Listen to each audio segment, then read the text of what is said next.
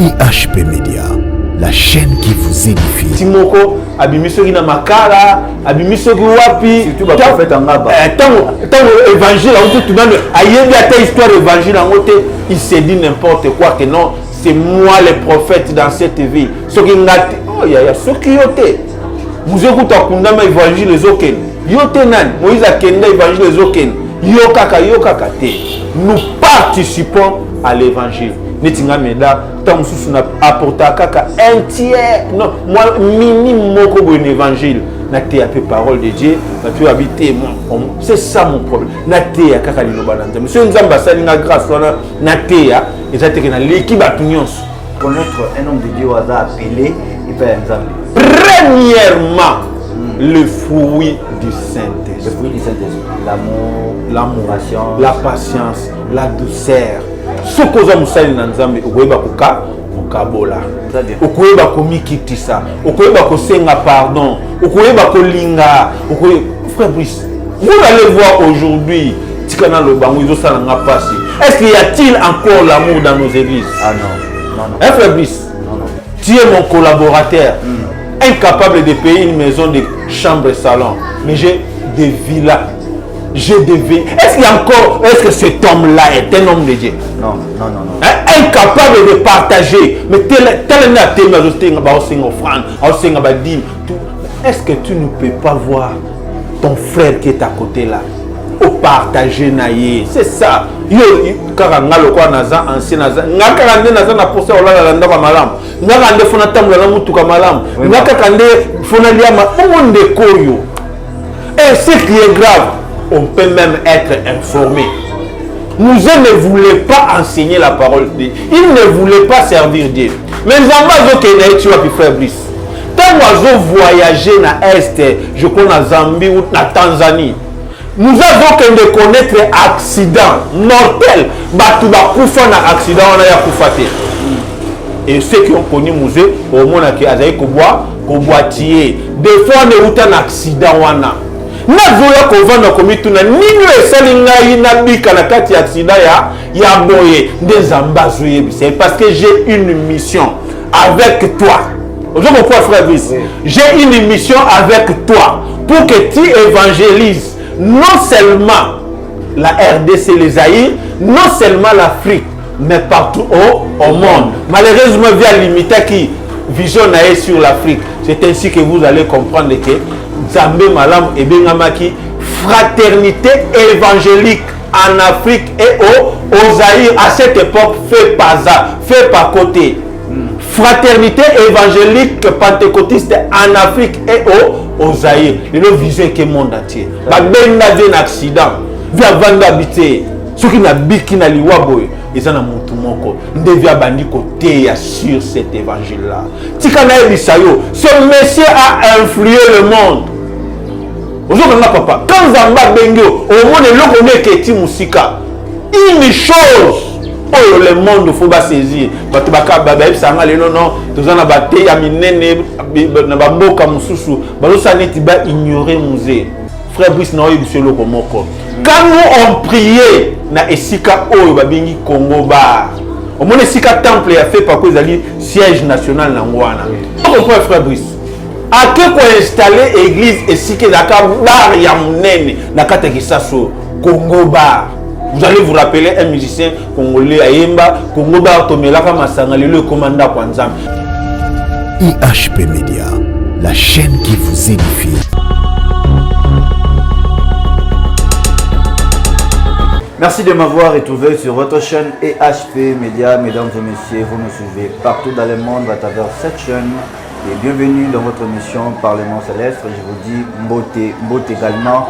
Serviteur de Dieu, servant de Dieu, et que le Seigneur vous bénisse. Zambé banako pambola biso vraiment karma. Comme le bina biso, là où des rois sont réunis en son nom, il est là au milieu des et Tobo Sanaï que cette émission, les avons pour tous à la édifier, bénir et consoler. Et cette émission, ils apprennent ma femme forte, ma femme sage, ils apprennent ma maman ou balupaka Nzambe, ils apprennent ma serviteur de Dieu ou bamisana pour Bumbamela, Tatanzambe Tango me dit pourquoi et ticket et kolo azana biso na baka toujours. Ce qui nous doit vous remercier, c'est le Seigneur Jésus-Christ de Pambaté. Il a renouvelé encore sa bonté chaque matin, chaque nuit, chaque jour. David Azoloba, et raison pour laquelle je ne suis pas seul sur ce plateau, je suis avec votre humble serviteur de Dieu, l'ancien Médard, et à chaque fois tous arana basala nzambe na au plateau ya Parlement Céleste, ezaki poto zala un peu initié lola emeka na kolobela biso de tolobi mbote mosala nzambe. Oui, mbote ndeko Brice, mbote na bandeko nyonso bazolanda biso un peu partout. Et je profite aussi de l'occasion pour remercier bandeko nyonso oyo balandaki ba émission na biso. Nous ne valons rien à l'équipe de Sezaka Kanzambe, soit à biso grâce tout Coca-Cola de sa part, tout le baka oya biso toloba. Merci quand même na ba encouragement et je pense que ya motuze te to sambe lanzambe atika biso kaka na lignée wana to tepate to kende gauche droite te tous à la rapport na koloba ainsi dit l'Éternel. Merci nalandi ba commentaire un peu partout. Na Belgique, na Italie, un peu partout. Vraiment, merci. Surtout, merci. Merci pour l'encouragement. Et puis je pense que Torozalawana, pour édifier l'église, nous musalo nzamba pesibiso, nous allons musalo mususu totika la kana lignée parce que to umelipe na kata makambango intérêt pesate à kokende gauche droite. Très bien. La Bible dit c'est poussé par l'esprit que les hommes parlent de la part du Seigneur. Je dis un grand merci. Depuis Londres, on a la sœur Aurélie Allegra, Madame Aurélie Allegra, et pourquoi pas Topé Simbotena, Bernice Vainqueur, la femme battante, forte. En tout cas, Kolo a Mekana Rupambo la Bisso. Oui, tout ça sur ce plateau. Avant tout, les canons on a sigé na Bisso et tu profites aussi toujours ma panayo, tu débuté dans le sambo comme tu peux. Merci.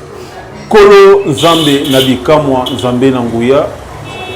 Et pas inayo hasard ezalaka te yo ndo sepele te nakutana na ndeko mama nakutana na ndeko papa na moment oyo pour qu'azwa quelque chose ko te pa inayo kolekana biso na moment oyo nzambe ezala pamba te ezala pona édification ya église na yo pour que tolongola bekai oyo kokozala na miso la bana na yo zala nzambo akokamba biso zala nzambo akotambola na biso kolo mama to tato akozwa libaku ya kolanda biso na ntango oyo Zambe na mawa alandi musicien mokilité alandi politicien te alandi musali na Nzambe tikete lo tomo oyo chakati na ngai e visiter yo yebi problème ya mama o yebi problème ya papa kolo Zambe na bikamwa olobi na ngate loboko no eza mukusete pesa solution na maladie pesa solution na ba problème nyonso ezo roger le botano na temps o à travers moment auto collectionna o esika ezala lipamboli na moko akolanda biso to bondelo boy na commune excuse bixmo batel na biso.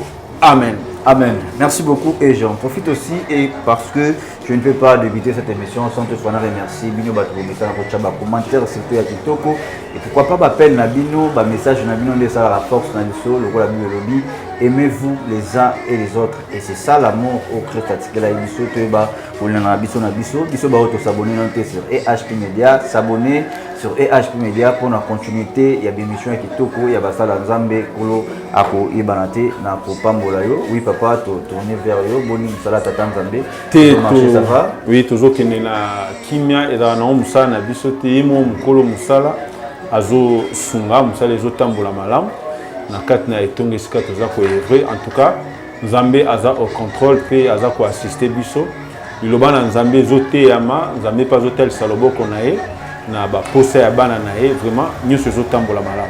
Voilà, merci beaucoup. Alors, restez scotchés, branchés sur cette chaîne EHP Media et puis sur cette émission Parlement Céleste. Nous avons un délit à Wande, Lola et Messana pour l'Obela Bisso. Oui, tout ça directement dans cette chaîne à Tsoto Bagilelo pour parler sur l'appel. Comment Moutou a reçu Vaka appel Naye et pas à Seigneur Jésus-Christ. Merci Ndeko Brice na sujet Oyo parce que c'est très important. Ne Oyo Mimabiso na ba complication et belé. Je pense que Zamba Zoyebisa Jérémie Abina Ponakayo Ozana Nuna Libumu ya mama na Nano Botamite Zamba Benga Kamutu Nano Mutu Abimi na Mukilite Obenga Manayo déjà avant mais différence lelo Ezabatu Bazoya Kokota na Mukili Akuti Kapel Ezalaka Akuti ke ministère Ezalaka Mutu akomi Kosoto appelé na ministère Mutu akomi komi benga yemoko na ministère ba bengi epai na Nzambe te. Donc vous allez trouver batu o Nzamba bengi uta libumu ya mama na ye nanu kutu mutu anga botamite nanu kutu tato ya botie mama na ya botamite mais nzamba azobenga mutu yo sa Jérémie je t'avais choisi et consacré dès le ventre de ta mère avant même kutu nanu koti na libumu mama te donc premier appel nde ya mwana o nzamba benga kamutu frère biso komone te mutu na kokoya ne na mokili akomi na eta mususu momeli diamba akomi na eta mususu muyibi akomi na eta mususu mais lokola nzambe atiaka ye musali na nzambe amata akita akolongo na mokilo te sans qu'à servir nzambe et nzambe akomema ye na bacirconstance moko à tel point que akokoma musali na nzambe mais il y a une deuxième façon d'appel batu oyo mokili ebengi lokola frère Brice amoni ke papa na ye amoni ke makambo nzambe ezoliesa amoni ndeni a formaté ye moko appel na ye ami bengi ye moko na musala na nzambe. Vous allez voir que il y aura un moment oyo mutu oyo lokola ezalaka nango makambo nzamba bongisaka te à un certain moment donné mutu ngo otikani makambo ngo. Troisième appel bato babité biso to monika frère Brice yo faut alaka apôtre yo faut alaka évangéliste et tu peux tomber, tu mets les moyens et puis au continent de service sans pour autant que Mouto ya benga kabato a benga yo. Je vais vous donner un exemple de l'appel authentique. Très bien. L'appel authentique, frère Brice Nina Loba qui a un bandeli baki makayango. Vous allez voir dans le livre d'Exode à partir du chapitre il y a chapitre 3. Si ozokota na chapitre 4 débat Moïse nanzambe Moïse azoboya vous comprenez nzambe azobisa Moïse que na poni okende ko libérer Moïse azo refusé akena nzambe na modèle na si joie Bible tanga Exode chapitre 3 qui t'a la verset asuka tozokota na chapitre 4 vous allez voir que nzambe na Moïse bazako dit qu'on discutait sur l'appel. Nzamba vebisa Moïse na poni Moïse habité même si le homme na kende na Égypte ba onima na bango ngate nzamba habité na rozala na yo eboyeboy ba débat titi jusqu'à ce que nzamba zokende na Moïse tina kosenga ye kopesa elembo abe ozala ni na maboko na yo abina zana verge bien aimé Brice appel authentique au nzamba benga kamuto apesa kaye loko. Très bien. Et là, la batu bazo biloko ya bakoko na bango. Et là, la batu bazo biloko bazui ceux qui na ba pays nini. Mais tant nzamba zo benga mutu frère Brice, apesa ke loko. Azo tu na Moïse ozana na nini. Nazana verge na maboko. Pour votre révélation Brice. Oyebe sika bato ya Moïse euta. Bato ya Moïse euta pas ya Pharaon. C'était pour se moquer na Moïse. Pharaon avait compris que Moïse a zobundana ye royauté à Égypte. Vous allez vous rappeler dans l'histoire de Moïse tango azokola et comment qui guerre entre ye na mwana ya Pharaon pour que nani akokota na bokonzi ba enseignaka Moïse pour que atika la roi na Égypte.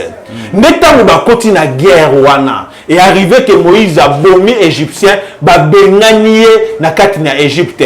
Pour na bateau bazai komona ba omona que Moïse a bomi accueilli mais pour celui qui devait entrer dans l'île na Pharaon il a compris que batikele espace ya royauté. C'est en ce moment-là a vu bâton pour la conseiller la Moïse a dit maintenant au lieu de diriger na Égypte kende ko diriger des sauterelles kende ko diriger des lézards kende ko diriger les serpents dans le désert. C'était une façon de se moquer de Moïse. Bien aimé soki nzamba bengi mutu azozwaka ke loko eza na tina tekati na mutu pour que nzamba tombola nango mutu. Amen. Bakomo na frère biso ayeba ane koloba te mais na modèle ni kaka zolobela wana nzamba confondre sagesse ya bato. Frère biso ayeba kaneta zate mais nzamba koti nzamba zokota na bâton o Moïse asimbaki abwaki na se et s'est transformé na serpent abisimba abi c'est ça le signe.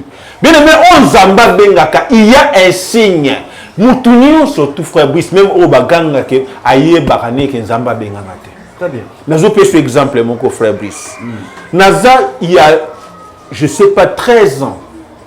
Et c'est là qui n'a tenu séminaire sur le mystère de cette chandelier d'or et de cette étoile. Nzamba ebisinga na loba na bandit de banam zambe.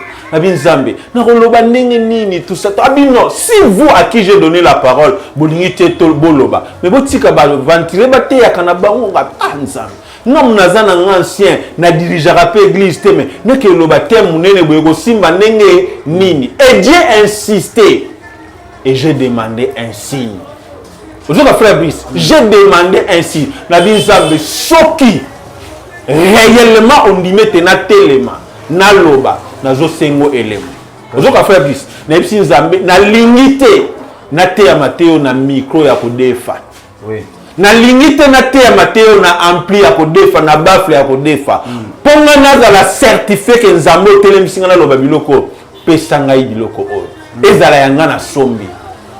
Frère Brice, après 2-3 mois, na comprenant tembo on a somba ampli et utawapi, nene na somba micro et utawapi. Je me rends compte Nzamba zoa ko rappeler nga 3-4 mois plus tard. Ozo zelani ni po ote ya bilo osenga ke ozu ya motozuité. Na vu instrument et j'ai parlé sur ça. Donc avant que tant Nzamba zobenga ezaka na bilembo. Ezalaka na lit o ebetama entre Nzambe na mutu. Mutaki ma capelle.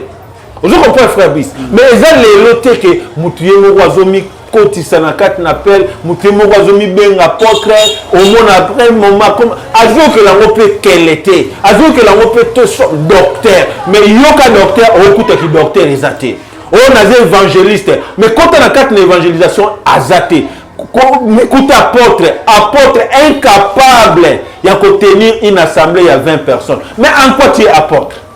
Donc, ce que je peux vous dire, Ndeko Brice, appel authentique Ezalaka. Au moins, Moutazo Kima. Nazoya actuellement. Est-ce que les gens savent combien Zamba qui n'a pas Mouzaïdi Naba? Via Kima na appel, Zamba, battant la histoire na ye. Mouzé Aïdi Nabala. Neneni Zamba bengaye. Ce monsieur fouillé à Zokima. Il était dans ses affaires à l'est, il y a un trafic na côté biloko na est. Il ne voulait pas enseigner la parole de Dieu. Malheureusement, le vieux n'est plus vivant. Mais demandez Mouzé ne voulait pas enseigner la parole de Dieu. Il ne voulait pas servir Dieu. Mais Zamba tu vois frère Brice. Tant oiseau voyager na est, je connais na Zambie ou na Tanzanie. Nous avons que connaître accident mortel. Batouba koufa na accident on a ya koufate. Et ceux qui ont connu musée au monde qui a zaï koboitier. Des fois on est un accident wana. Na zoya ko vanda komitu na nini esalinga ina bika na kati accident ya boye ndezamba zoye. C'est parce que j'ai une mission avec toi. Aujourd'hui pourquoi frère Brice? J'ai une mission avec toi pour que tu évangélises non seulement la RDC, les Aïrs, non seulement l'Afrique, mais partout au monde. Malheureusement, via l'imita qui visionne sur l'Afrique, c'est ainsi que vous allez comprendre que Zambé Malam et Bengamaki, fraternité évangélique en Afrique et aux Aïrs, à cette époque, fait pas ça, fait pas côté. Fraternité évangélique pentecôtiste en Afrique et aux Aïrs. Et nous visons que le monde entier. Ben un accident. Via vanda habité. Ceux qui n'habitent qui n'a liwaboy. Ils ont un moutoumoko. Nous devons bandi côté sur cet évangile-là. Ce monsieur a influé le monde. Aujourd'hui, papa, quand Zamba Bengio, au monde, l'on connaît que ti musika. Une chose. Oh, le monde faut pas saisir. Batubaka babaïb sanga le non tozana baté ya minene na bamboka mususu balosa neti ba ignorer musée. Frère Brice na oyebi selo komoko. Quand nous on priait na esika oyo babingi Congo bar. Au moins esika temple a fait par cause ali siège national na ngwana. Pourquoi frère Brice? A que ko installer église esika daka bar ya munene na kata kisaso Congo bar. Vous allez vous rappeler un musicien congolais Ayemba, Congo Bar Tomelaka Masanga, le commandant Kwanzam. C'était en quelque sorte pour nous cochola, pour nous critiquer, pour minimiser, nazo se rappeler. Toujours sambela na chwapa. Lo kitezo kende na zandu, ba église bato maboma. Bato maboma ba sambela. Plus précisément l'église catholique. Ba bi oh, bozo ke na mouvement bato maboma wana. Lelo Mouzé a influé l'église catholique. Bah, comme il ressemble là, au nom de Jésus dans cette église catholique. Sans moi, comme on déclarait au nom de Jésus dans la question avec ça. N'est-ce pas, Mouzé? Oui. Hein? Les lois catholiques, comment on chasser les démons. Qui a montré ça? C'est Mouzé. Aucun ne peut influer na rite. Il y a l'église catholique. Bah, changer. Bah, zongi nanzela. C'est ça le leadership. Très bien. C'est suite à un appel. Quand nous avons béni mon bien-aimé, à Kendakane na ba dimension. Donc je veux vous dire que appel mutaki maka. Muzazo kima mais lelo influence ya muzeza monde entier. Au nom de Jésus, les États-Unis, les partout, et lui le disait en Swahili. C'était ça, il le parlait, il enseignait en Swahili. Katika jina la Yesu zumula batu batelemi. Mutu akima kapel. Mais les lois, bato ba formaté, ba bongisi na kota. Et une chose bien aimée entre l'appel et l'entrée dans les services, ezwakatan. Exactement le quoi na kenaki mbandaka na tei na prophétiser te fona zonga. Papa ta na kendaki na voyage ne na kendaki na kabula ki mwa liloba na bande komi bale misato. Ah OK, vanda. La namate ya lobby pe tato azo kamba yo mona réellement ne kopri selo kwanza mezali. Et une chose, ce qui m'a vu appelle, il faut écouter le fruit du Saint-Esprit. Amen. Si il n'y a pas de appel, si vous avez l'orgueil, il y a un appel quelque part. Ce qui vous a la humilité, na RDC, ce qui a prophétisé, ce qui a téité, kita. Vous comprenez, papa? Oui. Donc l'appel, qui m'a Nous avons le deuxième moment. Samuel, consacré depuis le ventre de sa mère, il entend la voix. Et à quelle période de Cobris? C'était au moment où la parole n'était plus là. Zambazo le suscité. Mais cet homme prend la grâce d'écouter Dieu. Amen. Les lots, ceux qui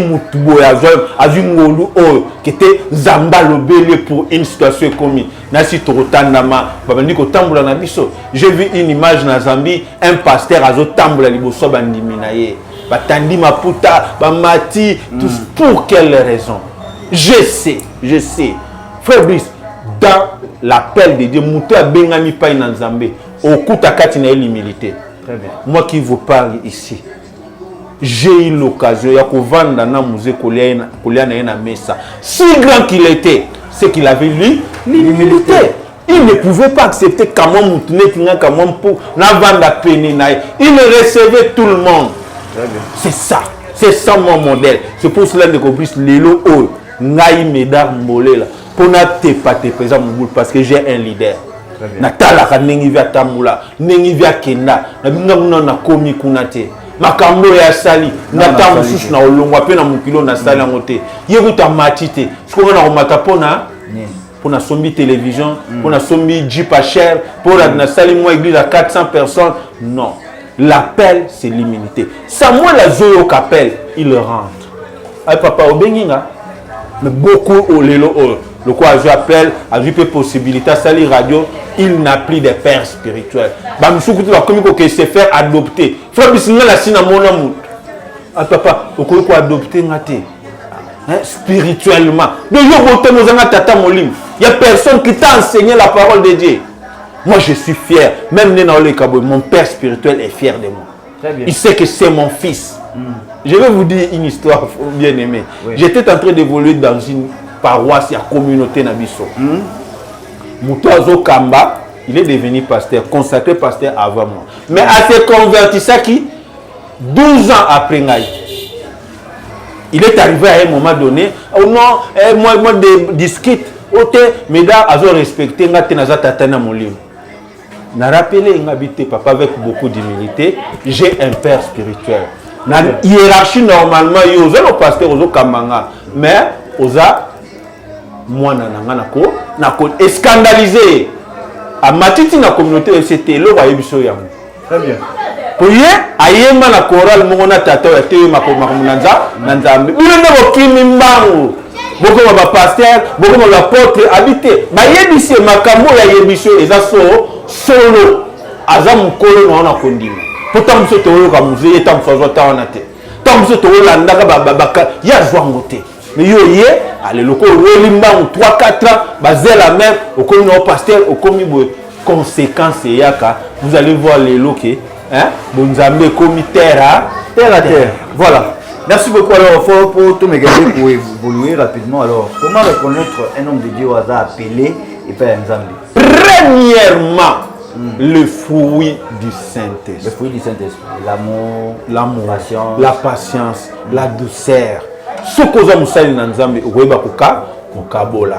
Très bien. Vous pouvez komikitisa, vous pouvez kosenga pardon, vous pouvez kolinga, frère Brice. Vous allez voir aujourd'hui est-ce qu'il y a-t-il encore l'amour dans nos églises? Ah non. Hein, frère Brice? Non. Tu es mon collaborateur, incapable de payer une maison de chambre et salon, mais j'ai des villas. J'ai des villes. Est-ce que cet homme-là est un homme de Dieu? Non. Incapable de partager. Mais est-ce que tu ne peux pas voir ton frère qui est à côté là? Au partager naïe. C'est ça. Yo karanga lokwa naza ancien naza. Ngaka kande naza na posa olala ndaka malam. Ngaka kande fona tamula na mutuka malam. Ngaka kande fona liama monde koyo. Et ce qui est grave, on peut même être informé. C'est papa né naza boy, la fin du mois où si on a foutu nda côté ba misanga. Non, prions Dieu. Mais tu as dans ton compte 1 million de dollars, 2 millions de dollars. Il n'y a pas sinini. Il y a des pasteurs dans ce pays, dans cette ville, Aza capable de la 30 collaborateurs n'est pas. Ah oui. Parce qu'il y a des parcelles de 4 000 dollars, de 3 000 dollars. Si tu 120 000 dollars, c'est 30 parcelles. Ah oui. Bandeko ba revendre penetio. Ata bazana villa netioté. Première élément. Bolingo. Et c'est ce que Christ a dit. Si vous m'aimez, aimez mon peuple. S'il n'y a pas d'amour, anim sel nzambe. Amen. Azana appelé. Deuxièmement, orgueil. Ngaïnde. Ya mon frère Brice. Et belé, ba tutaka tol. Naki sasa o. Ba mona na susute. Amen. Babunga. Parce que ba ni benga ka bango. Oui bien. Tomi tungi ça va un appel. Si on t'a benga maki. Premier élément, il prendra le temps. Ministère n'est qu'au vent de Koumela et Kokende. Moi, j'ai des hommes de Dieu que j'ai connus dans cette ville. Le bishop Ejibaya Maka. Ça fait 40 ans qu'il est dans la constance qui fait que monter. J'ai l'apôtre Jean-Célestin Gouimayama. Il monte.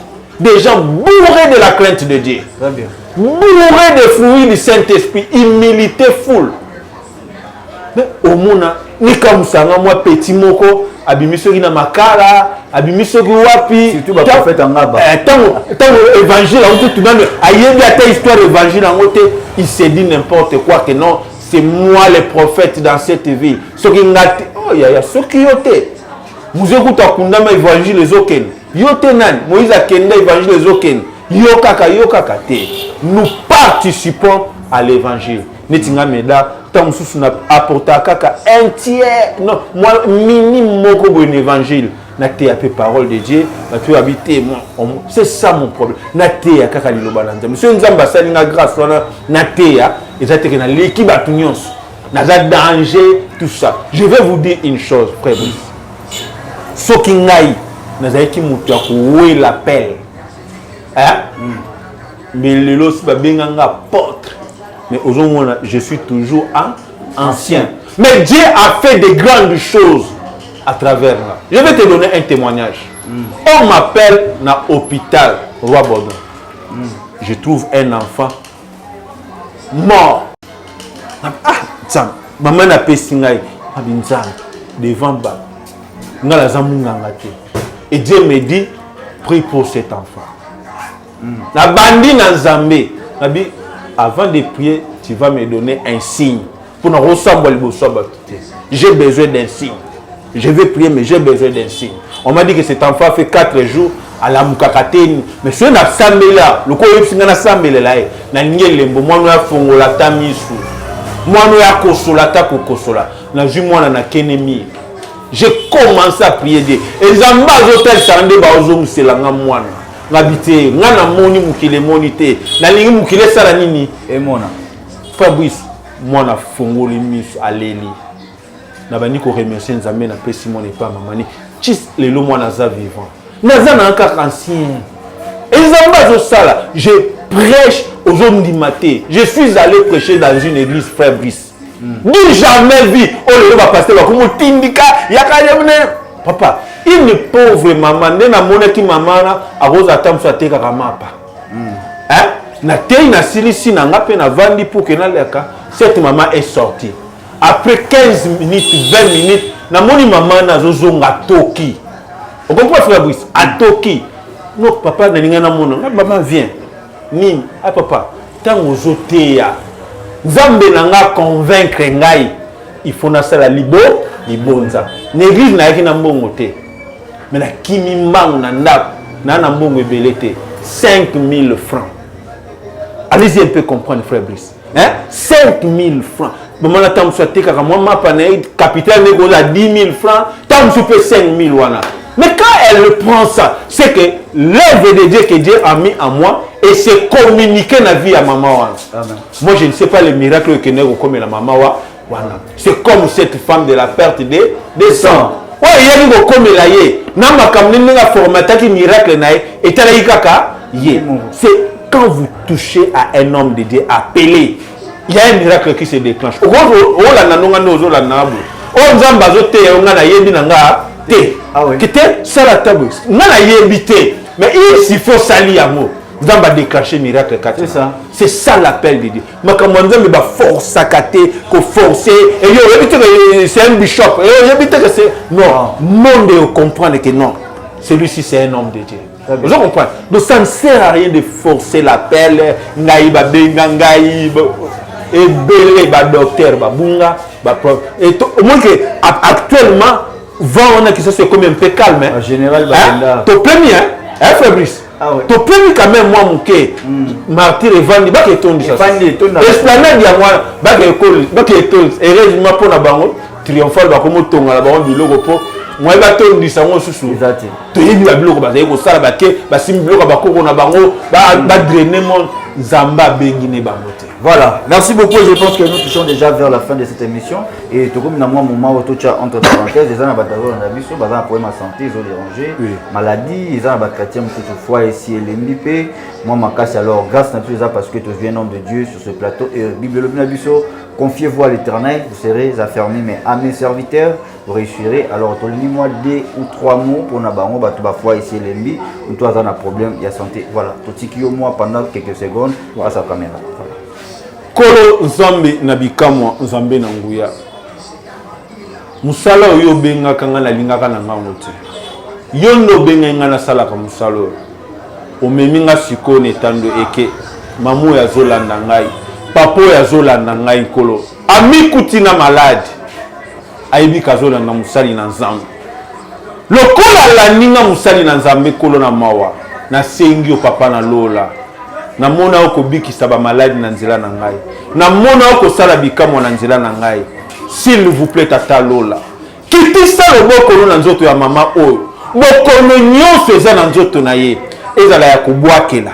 Ezala ya ba microbe. Ezala ya ba climat. Ezala ya ndenge nini. Lokola la ni mombu na yo. Animinga lokola serviteur de Dieu. Nazo déclarer guérison instantanée au nom puissant de Jésus. Tant que nous avons minute ensemble, le but Simbaye, guérissez Simbaye, au nom puissant de Jésus. Maman Yabika, papa Yabika, et le mot Yabika. Peut-être aux gens la nangai, aux gens la nekonayo, à 8 ans pour la nangai te. Yaya, à travers yo, guérissez Simba ndekolayo, guérissez Simba mobali na yo, guérissez Simba mwana na yo, au nom puissant de Jésus. Tu as aussi un problème d'ordre financier. Tu as un problème d'ordre à mariage. Au nom puissant de Jésus. Nous allons déclencher miracle. Nous allons déclencher puissance pour que soit solution. Bon, nous sommes tourmentés dans le moment où na ba problème songolo pakala na telemi lokola nganga nzambe na déclarer solution na déclarer miracle au nom de Jésus-Christ. Amen. Amen. Merci beaucoup, merci et je dis un grand merci à vous tous de nous avoir suivis partout où vous êtes. Vraiment, Kolo, à Pambola, Bisso, tout vos santé, biologie, vaut mieux la fin d'une chose que ce commencement. Et si vous avez à travers cette émission, tous à la bénir, tous à la consoler, peu importe le problème, vous avez un Kolo, et ben, c'est là où vraiment, ma casse, n'a pas si bas, maman, nous sommes toujours. Pour soutenir Basala Nzambe, c'est bel et bien votre un des serviteurs, l'ancien Méda Ambolela, et le numéro là affiché là-bas à l'écran. Aux gens a besoin de soutenir l'œuvre de l'Éternel. Tout le monde s'en a tellement comme le dit. C'est l'œuvre de l'Éternel, ton Dieu, qui te bénira. Vous savez, là, Nzambe Nini. Et tu continues déjà 2022, tu commences au mois d'avril, tu commences au mois de mai, tu commences Nzambe Nini. Voilà. Le numéro est affiché là. On a besoin de soutenir le ministère et l'homme de Dieu, de soutenir l'œuvre de Nzambe, et vous allez vraiment. Malamu mingi kolo a pamolayo na pesi ba moment nyonso na pesi ba serviteur de Dieu nyonso bozota la biso. Alors nous sommes arrivés à la fin de cette émission Papa Meda ba nzambe ba otikola na vraiment enseignement kitoko aujourd'hui na journée à lelo et tous a déjà ko sepela. Rendez-vous na ba commentaire na biso ba obomisa toujours pour encourager, c'est bien et c'est ça l'amour au Christ atikala biso bolinga na bino pour ba motiver boye ba ba ke bozali ba ye kolina ngai to comme na suka na epi moya pour bezali programme Nzambe a pambola batunyo so balandi biso tozoko ba toujours ko œuvrer na église pentecôtiste des secouristes oyo zwami na quartier 3 na Kingasani na pesi merci na bande konyo so bazola na libanda mboka ndeko Jackie Kapodi de États-Unis ndeko na biso Angel Mbombo na Paris na ngola na bosanité ndeko Zeblo Muila o bazokomela biso vraiment merci na assistance na bino na ba encouragement na bino to recevoir bino te toujours sur la lignée ya batato balakisa biso maloba na Nzambe to déconnecter to nul lui peut to le camin to tika parfum de bonne odeur plutôt que to ternir évangile.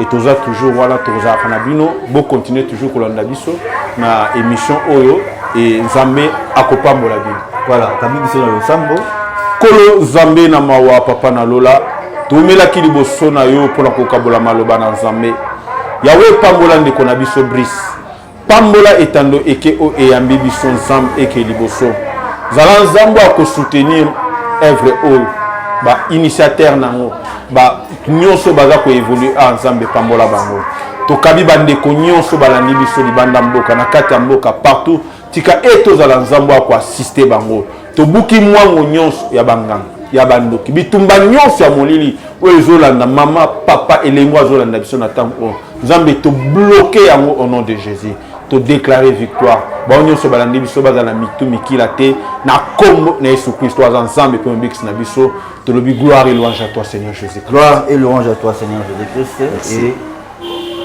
bye bye. IHP Media, la chaîne qui vous édifie.